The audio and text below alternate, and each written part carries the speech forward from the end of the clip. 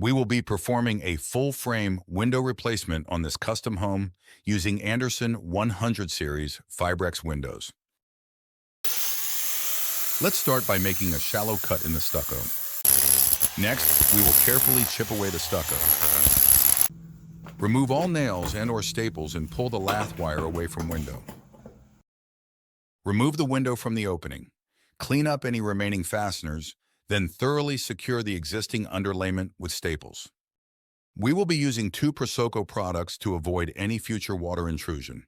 The joint and a seam sealer should be used for cracks, voids, and joints. Once cured, apply a liberal coating of R-Guard Fast Flash to the entire opening. Once the Fast Flash has partially cured, fasten the window frame into the opening as per manufacturer's specs. Using shims, create openings at the bottom of the nailing fin to allow any moisture a way out. Now apply a liberal coating of Fast Flash over the side and top nailing fins. Be sure leave the bottom nailing fin open for proper drainage. Reinstall and secure the existing lath wire as needed. Apply stucco tape and plastic to protect window and frame. Apply stucco patch and texture finish to exterior as needed. Repair or apply trim to existing interior finishes.